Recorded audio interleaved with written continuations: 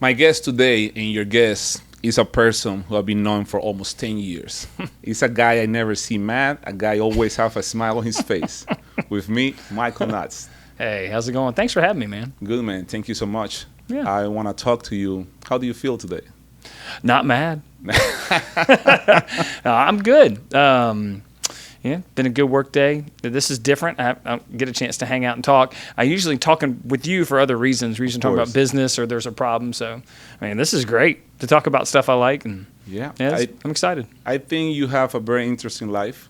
Thing that you can give to other people can learn from you, as I learned on these almost 10 years. Well, thanks. And the first question I have for you, man, you are, for the people know this, you're a builder.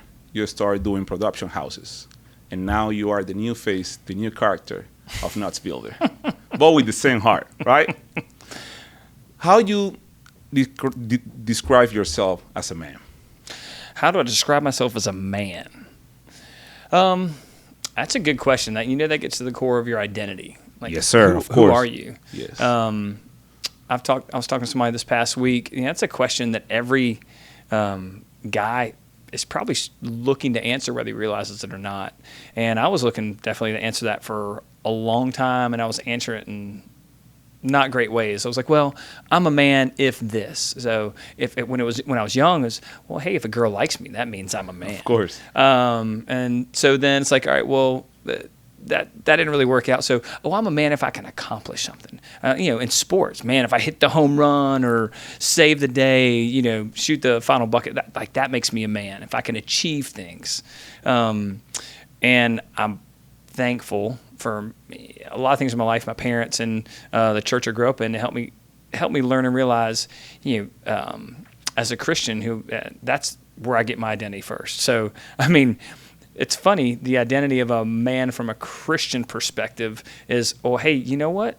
You're kind of a sinner. You're messed up. But also, you're loved and saved by God.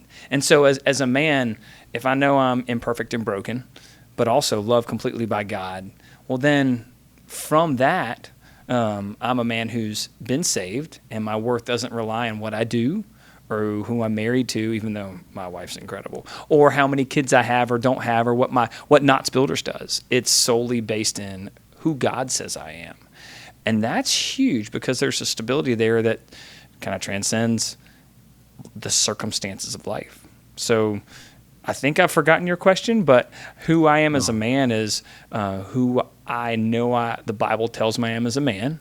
And then, the Bible says, for I know the plans I have for you. And this is God talking about his people, plans to prosper you and not to harm you, plans to give you a hope in the future. So, and being blessed to have been able to walk with God for a while, I look to him to tell me who I am. And from that, I can kind of live out, and it doesn't really matter what happens or who other people say I am, or if I'm the new face of KNOTTS Builders or not. Yeah, when I say the new face, we're talking about your profession. But I'm very happy, and I know we have this type of conversation on the past that you put on God before even your family, because that's the right thing to do. The people don't want, or they don't understand that before God is nothing else. Yeah. That's the person who lead our life, and he got the control of everything. That's right. But I'm very glad to hear that. Michael, in your childhood, what do you think, or tell me something about impact your life that you are still doing today?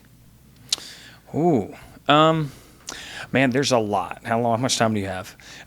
Whatever you want. Growing up, I was really impacted by my family, first of all, my mom and dad, my older sister, and I'd say we were a close family. We spent a lot of time together. And so the rhythms that we had growing up probably still impacted me and do to this day. Rhythms like being in sports. A lot of people are in sports. That's big. In fact, I was having a conversation with a coworker today about how sports has become this behemoth of a thing from an important standpoint. But back then, it was every Saturday getting up, going, spending time with the friends around in my community and playing on the T-ball league or the soccer league. And so that sports teaches you so much. That could be a whole other segment. So that definitely shaped me. Growing up in community shaped me. And I had a church that was tight-knit, where in the fact that I always joke I had 30 moms or dads, that when I was growing up, I was always running down the hall and do something. It wasn't just my parents watching out for me. It was, the Dallases and these other families that would always look out for me. So growing up in a community matters for a lot of different ways. It teaches you, hey, it's not all about you. You're part of something bigger. So those two things were, right off the top of my head, I can think, man, those are impactful. And not just my mom, dad, sister family, but being part of a bigger family, grandmother, grandfather, aunts and uncles and cousins. So those two things were, started me off. I was thinking about this yesterday. My mom was talking to one of my buddies, and we were talking about two things. And I think this actually came from Will Smith, the actor. He was talking about two addictions or two things that are really good for you to have in your life that he had at an early age that he wanted to pass on to his kids. And a love of exercise or running, but a love of exercise, which I got from sports, and then a love of reading. And I got that both from my parents, and I love that even to this day. I love reading, I love learning, and I love staying fit and being active. And with 4 kids, that keeps me active. You got 4 kids. We have 4 kids. 4 kids and that smiling face every day. Usually, my mom, I get the smiles. My wife sees all them through the day, the ups and downs. But yeah, we got 4 kids. And that is very important. You grow up with your family being close, friends, and other community. That means you also have the second amendment on the Bible, I would say, is love your neighbor. Yeah. And I think this is something in societies today people take it for granted. And I think that is the base of, after God, I think that is the base for everything. It's important. Community, I'm glad you said that. It is huge. And isolation and loneliness can be just as damaging physically to one's health as smoking a pack of cigarettes a day. There was a study that was studied, a buddy of mine were doing a talk on male friendship and how important it is, especially among guys. Women naturally are typically better at establishing and having relationships. Guys, we tend to be, I'm a lone ranger, I'm on my own. And they were just underlining the fact that there's studies that being by yourself is not good for a lot of different reasons. And they were coming at it from a scientific standpoint. But like you said, from a biblical standpoint, we were made to be in community. God's gifted you and gifted me with different things that we can't offer other people if we're not around them. And we can't glean and learn from other people if we're not around them. So yeah, it's huge, and I had that and seek that now, and I think we're all looking for that. Was it Cheers was a TV show a long time ago? We want to be a place where everybody knows your name, and Friends was so popular because it's like, this group of friends that had this community. So that is important for us to know that we need it and to seek it outside of maybe what we're used to. Exactly. Growing up, you have Mr. Terry. That person is very different in your personality. Yes, my dad. He's a very shy man. He don't talk until he knows you. Then he start open up a little bit, not too much. Mm-hmm. And you are following his footsteps. From a company standpoint, yeah. Yeah. Well, when you decide to say, okay, I got to follow, or this is something he made sure that you decide to do it, or make sure you follow the business, or exactly what make you follow his footsteps? Good question. For the record, I would categorize my dad as stoic and thoughtful. But you're right. He will, when you meet him, he's not a extrovert, come at you, talk a lot. But, man, when you get him to open up, he's got a lot to say. I think, and I don't know if this is true for you at all, I think every guy wants to be like their dad in a way. Well, that said, some guys don't have great dads. My goal, and I had a great dad, for the record, if he ever hears this. Probably won't, but that's okay. I love doing stuff with my dad, and he showed me that he loved me by wanting to spend time with us. He was faithful, always being there to every game, every practice. He wanted to spend time with us. He invited me into doing things with him. I remember growing up and we were up on a roof nailing shingles on the dock, or we were, doing these projects here or there, working in the shop. So I always wanted to be, following the footsteps of my dad. One of my goals in high school, my dreams, we had a dream team in high school, and then my dream was to be a dad. And I think that's because I had a dad. He was always my coach. He was always, he would lead trips that our church did for like home repair ministry. So I always wanted to kind of follow his footsteps because I wanted to be like my dad. From a work standpoint, I remember vividly in high school or in college, he was doing land development. So he was developing subdivisions, and that's what he did. And I wanted to go learn what he did. You can't go to college to learn that typically. And he was like, listen, you got to go do something else. You can't just come work with me, because nearing the end of college, he had his own company. He was like, you got to go get paid by somebody else, get off my wallet, learn something, and then you can come back, which was really wise on his part. So I don't know, there was a time when I said, ooh, I want to be like my dad. I kind of always wanted to be like that. Oh, really? I think. That's nice. And going on the same line, that now you are the new face of KNOTTS Builder. What does that mean to you? I would say I'm one of many faces. I mean, yes, my last name is KNOTTS, and so as the owner, it's like, oh, you're the face. But we can't do anything. One of our core values is we thrive and survive as a team. And so the funny thing is, every person we're a small, I would say a smaller group of tight-knit, really skilled individuals who perform well as a team. And I tell my team all the time, if one of you, it's very much like a football team, and American football, right? I do call soccer football like the rest of the world. But if one person on a football team doesn't do their job, the whole play can break down and a team isn't successful. And we're the same way here. The lady that sits at the front desk, Julie, she's our MVP, right? And nothing happens if our sales guy doesn't sell houses, and nothing happens if our guys in the field don't build it. So I'm grateful that I've been taught that, and I believe as leaders, one of my main roles is to serve and build up and promote everybody that works here and help them work and operate in the strengths and the way that God's created them. And everybody's unique, right? Everybody has a different set of skills, different personalities. So how are you operating in the way that God's made you in the most effective way? And to do that's a luxury, but I'm one of many faces. Will say what it means is I feel the weight. I don't really feel the weight, because obviously I trust God with this business and with my life, but I want to do well by everybody that works here. I mean, I've heard, and this goes to this whole point of if you see yourself as the face of KNOTTS Builders. I remember being in college and a guy teaching over the course of 3 or 4 days a sermon series, and he was like, you need to answer 3 big questions in your life.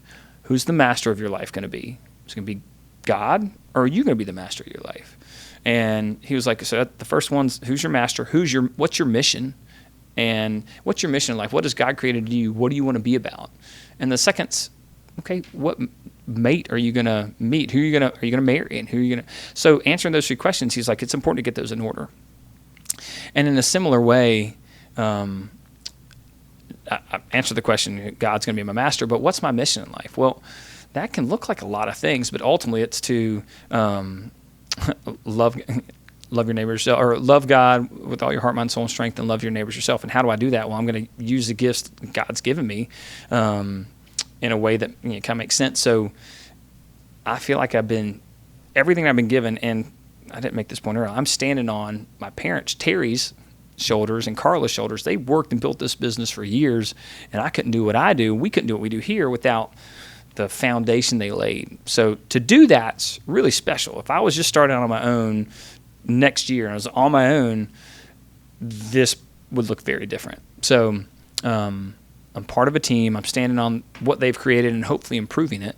And then my goal is to honor God by the way I work. And so that means as a leader to help everybody else thrive in what they're doing. So I just read a book, a CEO does 3 things, and it's pretty good. They talk about a CEO, which I guess that's my role now. They're supposed to work with culture. They set the tone for everything that's important. They deal with people. Are the right people on the right bus, and are they in the right seats? And then numbers, looking at all the finances and numbers. And those are the 3 areas they should really focus on. And so I want to serve my people well in those 3 areas. So are all my people on the right seats on the right bus, and are they thriving because of the way God made them? And then, and then what's our culture?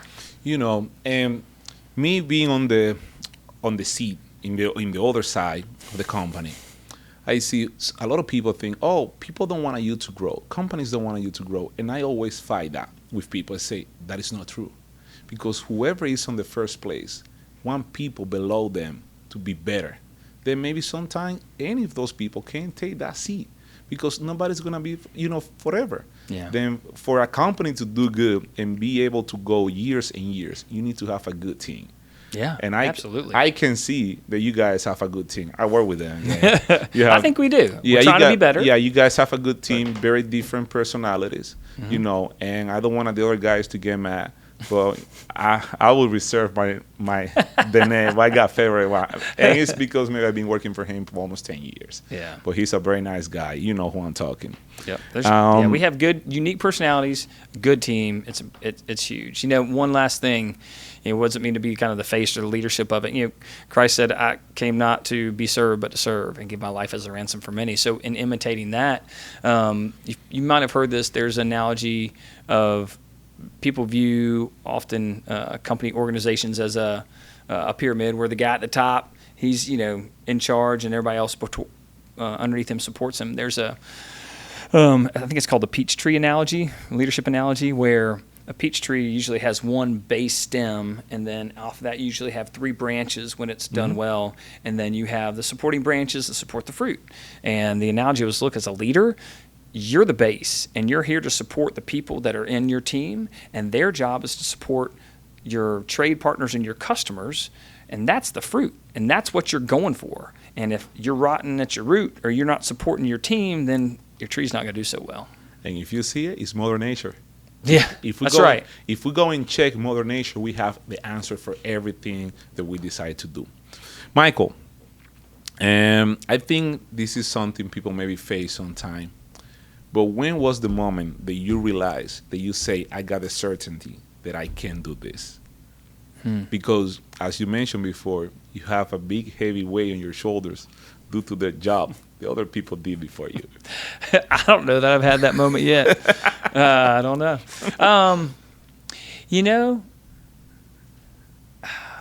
I really don't. I don't think that there's a moment when I said, I got this. In fact, if anything, over the past 2 years, as I've learned, as I've stepped into the leadership role. There's a book, 7 Habits of a Highly Effective Person, and in it he tells a story that mirrored my life perfectly.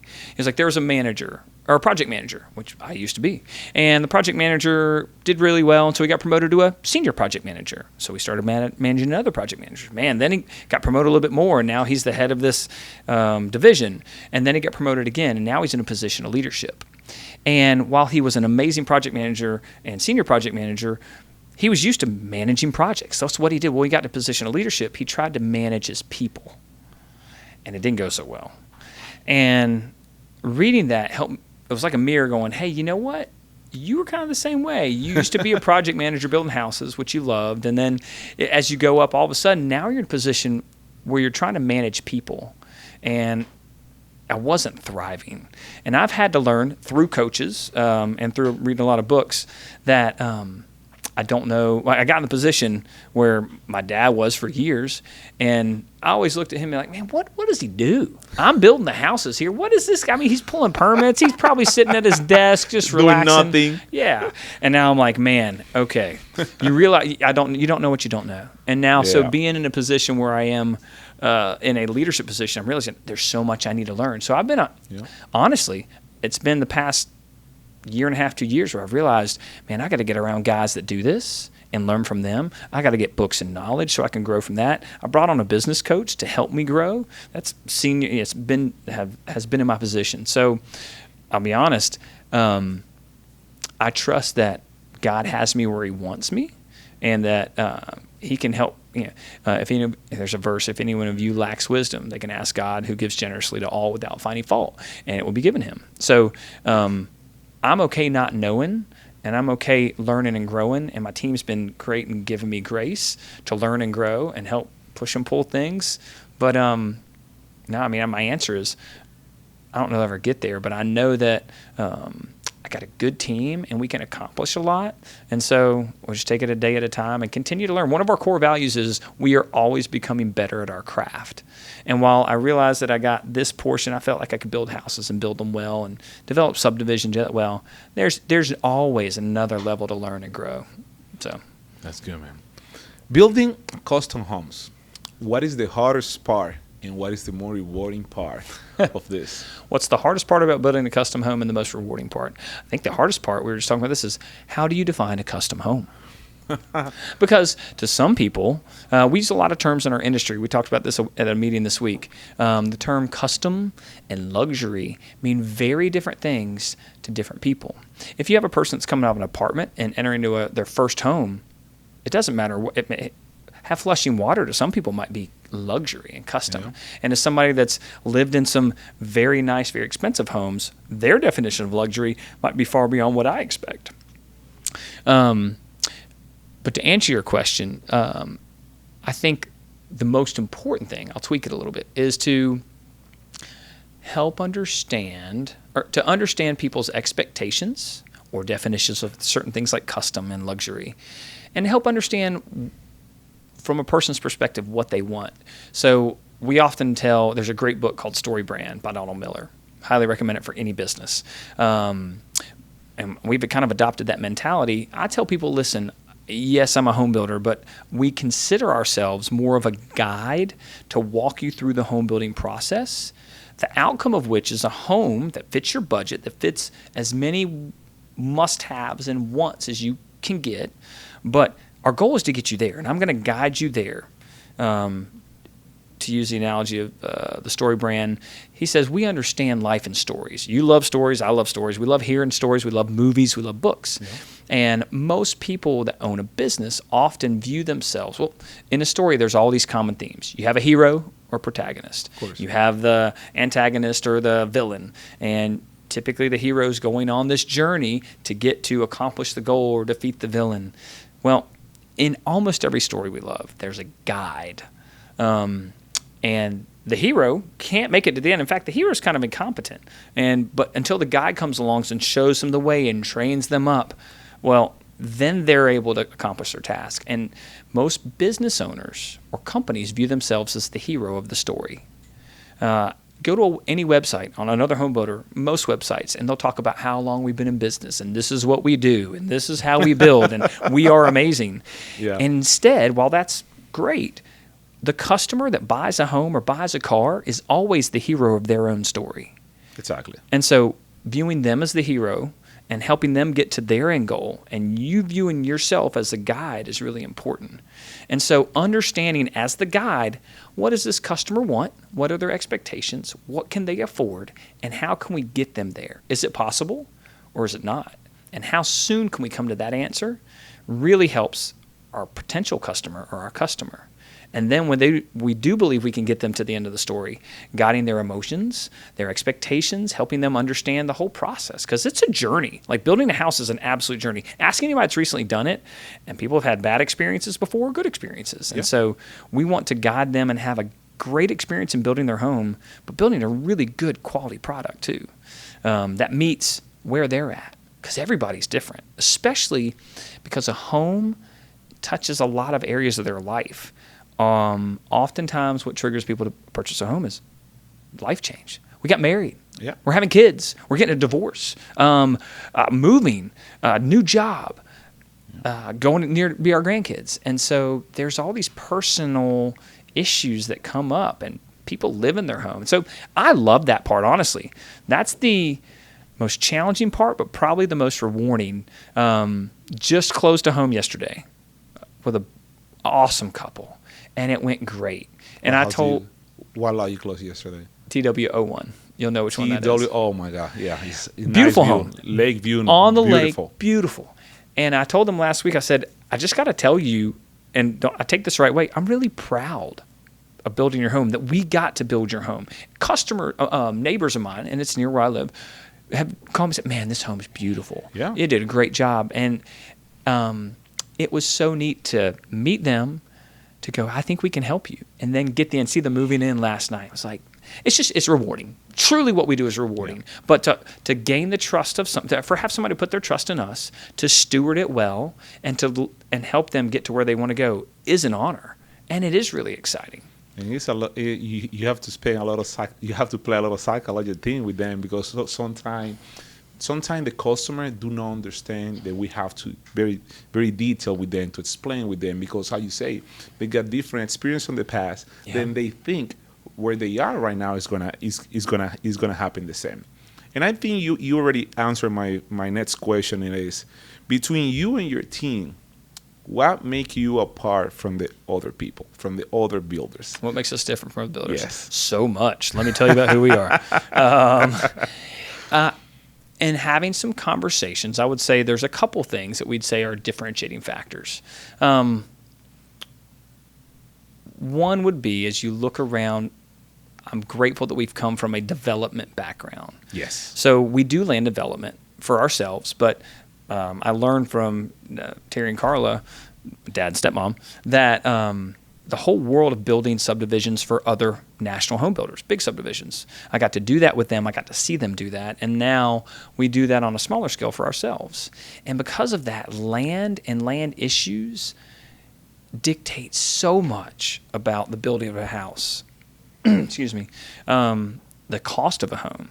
And so knowing those factors on the front end and being able to look at a lot with a customer, like, this is not apples to apples. You maybe don't want to purchase this. Or when they come to us with their expectations, helping them maximize the land that they're looking at or one of our lots for their expectations is huge. And our sales guy does a great job of that. But also, land expertise. My stepmom studied zoning laws and the kind of the nerdy details that rule and control a lot of what you can do.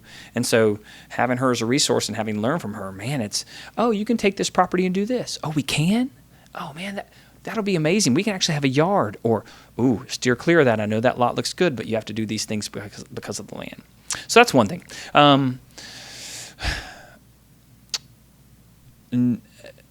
I don't want to get into a large, huge conversation, but in the world of home building, you've got, let's say, a spectrum. On one end, you have production builders, the names you probably heard, that build a lot of houses. They go over and over and over again. They build down a row, and there's varying levels of production builders. On the other end of the spectrum, let's say, there's custom builders, and they build, let's say, 1, 2, maybe 5 homes a year that are super, super high quality, super expensive, 5, 10, 20 million and up, just crazy stuff. Well, in between those two ends of the spectrum, there's a wide range of homes, which is where we try to live. And that's a little bit different in that we can go find pockets of land that's smaller than maybe the national guys would want because they need a big area. Of course. But it's bigger than what maybe the custom guys want to do, and we can develop the right product and the right size lot for those areas. And so there's a niche in between the production guys and the custom guys, and we can develop that for ourselves or build on land for other people. And so that is a little bit of a niche that we have. Outside of those two things, I don't know the market to the depth that I probably should to say this, but I do know us. And I know that I'm a family guy, and we care about people. Everybody here cares about people.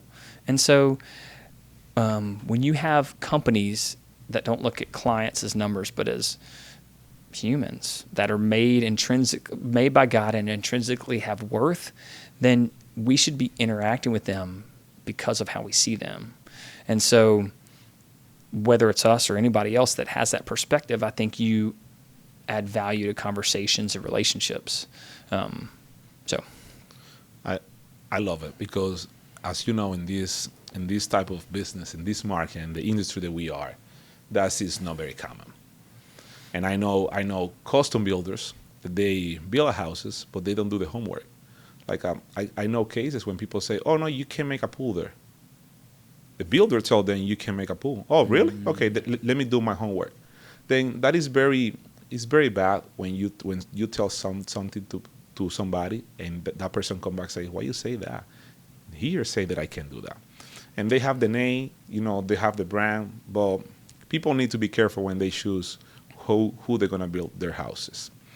Man, I know life is not perfect, and we always make mistakes. Yes. I would like to know one mistake that you make that you learn for. That you say, this had put on a stamp on my head that I will never do this again, but I learned a lot from that one.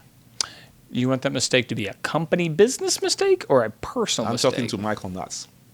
Oh, God. I can go on for hours.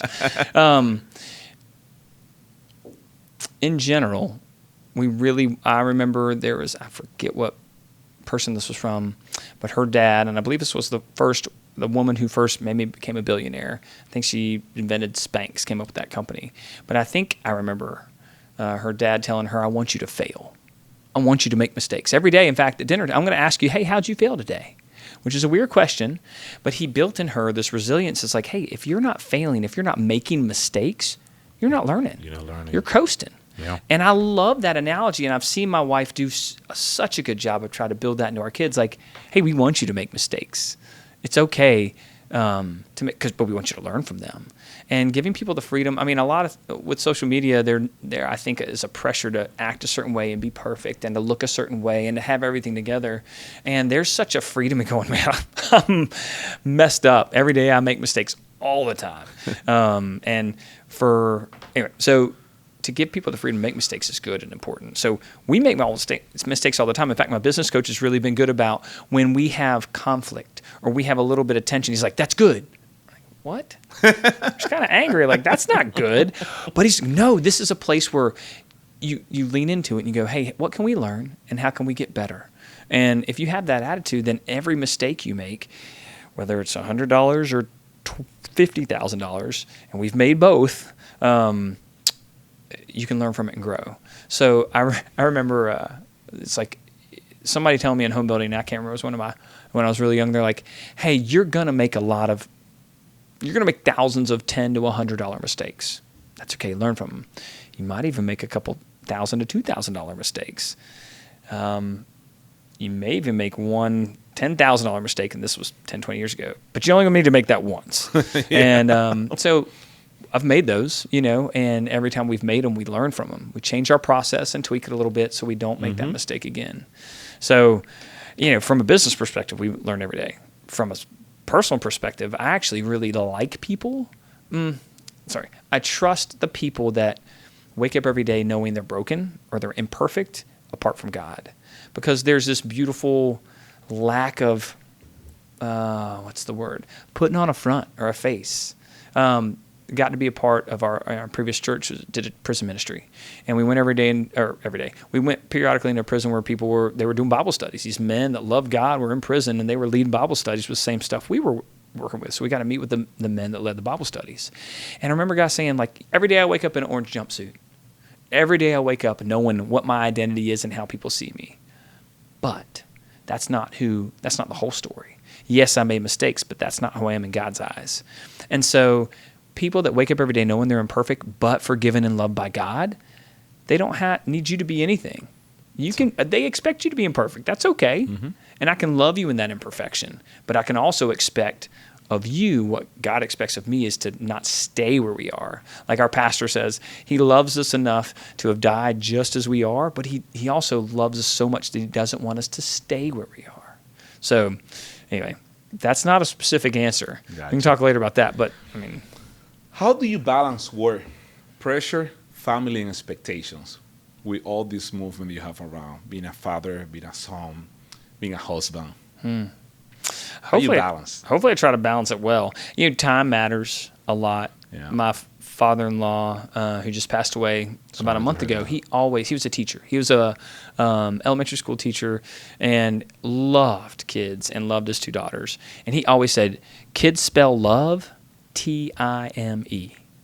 And he set such a good example, as my parents did. When I come home, I don't pick up my phone. In fact, we have a policy. We tell our customers when we first meet with them, hey, our project manager's building your house. His hours are Monday through Friday, 9 to 3. Not because, and so they don't work on weekends. We will not have meetings on the weekends. And that's not because we're lazy and we wake up early, or like late. They're starting jobs and closing, but we want our guys to work during the day, but be home at night with their families or doing whatever they want to do. And so once I get home, I try to, when possible, be done with work. It'll always be there. A good buddy of mine had heard, he said, you should live for the first 2 rows in your funeral.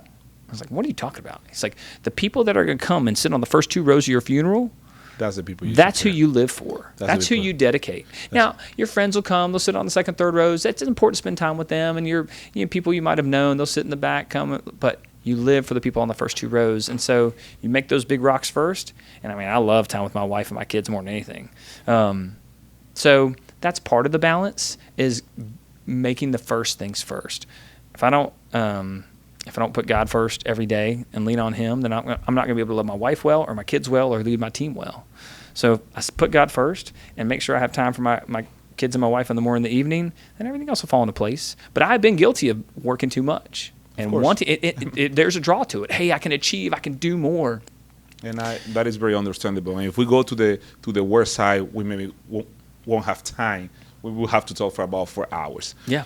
Michael, when you heard the word "no excuses," what does that mean to you? The phrase "no excuses." Based on your real experience. Yeah. I'm trying to remember the name of the book. It reminds me of Extreme Ownership. Great book. And it is the definition of no excuses. Written by Jocko, I think his name is. Everybody listening will be like, oh, yeah, I know what you're talking about. He was in the military, and he was always like, listen, you take extreme ownership for whatever you can influence. And you don't look down and blame the people below you, and blame whoever's giving you orders. You own your stuff. Got to be responsible for every action that you've made. Yeah, and I think that is important. If you're doing whatever you can, given what you... biblical analogy that is, hey, you've been given, I give this person 1 talent, 2 talents, and 5 talents, and what are you going to do with what I've given you? Have you been a good and faithful steward? So I don't have to compare myself to what he's done or she's done. What have I been given, and have I been responsible with it? That's all that's required of me. So I'm going to do that. And if I do that, and I don't make excuses, which I'm sure I do from time to time, then I don't know. I've had my father-in-law, my dad, they didn't make excuses. They just got after it. My dad worked his tail off, day in, day out, never complains, like, this is what you do. So I also had, it's easy for me to say, yeah, I live with no excuses like that, but I've had good men that went before me that modeled that too. What do you think is the big, before you realize and you read the book and you understand that you are responsible for every action that you do or you take, what was the bigger excuse that you have in your life that is stopping or holding you to do something? I think it was, I don't know how to do it. I don't know how to do it. And I remember even coming out of college, let's say I'd be working on a project. I got to move next door to my dad, which was really cool. I lived next door to my dad right out of college, my sister and I and a couple friends. And I would work on fixing something. I get to a point where I didn't know what to do, or the tool I was using wouldn't work, and I'd just stop. And I go walk over to my dad's house. Hey, Dad, what do I do? I don't know how to do this. Or even with work, when I started work with him, I come and say, well, I don't know what to do. I didn't have this ability to just start to figure out stuff, and I see that as very endemic in our society, maybe with younger generations, I'm not sure. But I vividly remember as I started to do projects on my own, I would figure... It forced me to figure things out, use tools that I didn't have or in different ways. Or anyway, I think the younger generation, hopefully, especially the ones that embrace AI, will have the ability to go, I can figure out anything. You want to go learn how to cook anything, make any kind of drink, do any project, you just ask AI and it'll tell you how to do it. And then it's up to you to go do it. So really... there's not a whole lot of excuses, but I think my excuse in the past was, well, I don't know how. You don't know how because the limitation that we have with information compared to what we have today. And just it was also an attitude of mine to go, well, I've done what I can do. I don't know anymore. I'm not going to figure anything out. And kids that work on cars or do things where they have to learn how to push through problems and learn on their own are going to be a huge advantage. Got it. What do you think was the biggest price that you have to pay to be where you are today? And when I say where you are today, it is because I think you are a very successful person, personal and business, but we always have a price to pay. And I hear or I read in a book say, when we are growing, we ask for, I want to be a doctor. Then when you want to be a doctor, now I want this, now I want this. We always is chasing time, chasing something. but we have to sacrifice a lot of things. Do you recall, do you know what was your biggest sacrifice to be where you are today, to have that stability that you have today, the opportunity to do things that maybe in the past you won't be able to do it? And I think this was for, I don't know if you know about him, Patrick Bet-David. He say, the ceiling of a father is the floor of a son. It's true in my life. I mean, yeah, I'm standing on my dad's shoulders, like you said. So, yeah, I can totally see that. Repeat the question. So, where have I... What was the biggest sacrifice that you have to do to be where you are today? I tell you probably the sacrifice that made the most difference in directing where my life went. And I'd tell you that it would be the sacrifice of giving up either control or my pride.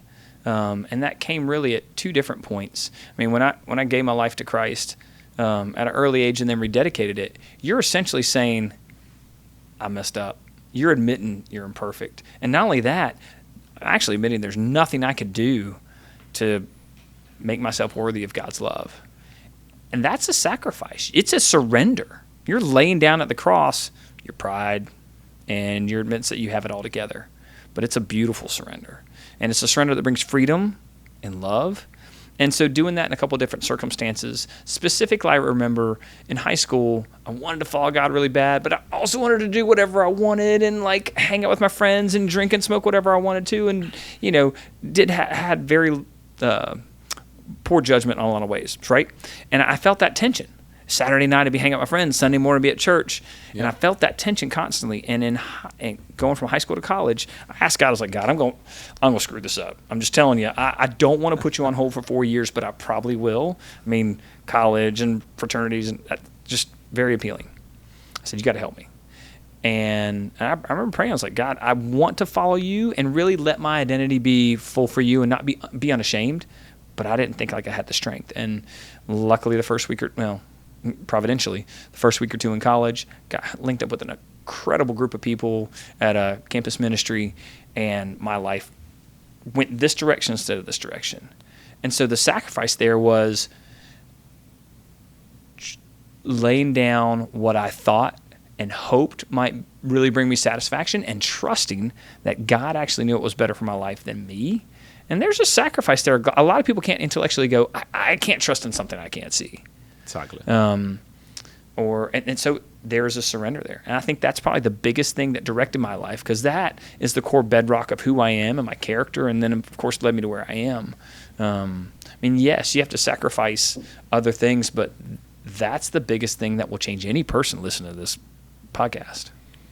And I'm going to do this one. I'm going to do this one as the last question. What you will recommend to somebody who want to build their own path, but they are full of fear? They got fear. They don't know what to do. They don't know how to start. They have too many doubts on their life that they say, what am I going to do? How am I going to do it? Because unfortunately, some people think because they are on the bottom, I don't think it's, maybe society-wise, we have different steps or whatever, but for God, we are all the same. What do you recommend, or what you tell to somebody who is in that position right now? I think the biggest thing I would remind them, because they probably already know it, or if they don't know it, they can find out. I mean, they're not alone. I mean, the most beautiful thing about, we often feel alone and we feel like we have to figure things out. Maybe you didn't have a dad. Maybe you didn't have a mom that set you up and put them on your shoulders. Maybe you have a dad that did the opposite, pushed you down. Yep. Or parents that left you out and put you behind the 8 ball. Maybe you have circumstances you grew up in that were tough. We are never alone, because God wants to know us and be not only our friend, but our Savior. And anybody, that's open to everybody, that would confess with their mouth Jesus the Lord, believe in their heart God raised him from the dead. I mean, you've got, there's so many, people can be married and be completely alone. They could have kids and feel completely alone. They can have a lot of money. They could be the CEO and have a ton of money and be miserable. Yep. So it doesn't matter if you don't have anything or you have a huge family. we are all searching for this God to fill this hole in our heart that nothing else can. Not accomplishments, not love of another person, whether it's kids or your parents or your family or a spouse. You're not alone. And if you don't find God, then you're going to search for that the rest of your life. And so there is no fear when you walk with God. Such a silly story. I probably shouldn't even say it, but it's kind of funny. I had a vivid dream when I was young. I had terrifying nightmares. Talking about fear. I'd wake up literally screaming, just, ah! And I had them every night. They'd reoccur, and I'm sure my parents drove them crazy. And I remember praying, and God help me. And I had a basic understanding of God, but still just had plenty of night terrors. And I remember going to bed one night and praying, like, God, I need you to show up. And I'll skip the corny details of the dream, but I was in a dream, and I was in a dream thing where, actually I'll say it because it's silly, but and you like this. I was in pretty much a terrifying landscape, and I was riding a bike through pretty much rubble. Think apocalyptic, destroyed city. And there were demons, like scary looking things. I knew them. You know things in your dream. Well, I knew there's things around me, and they're terrifying, and I should be terrified of them, and I wasn't. And I was like, that's weird.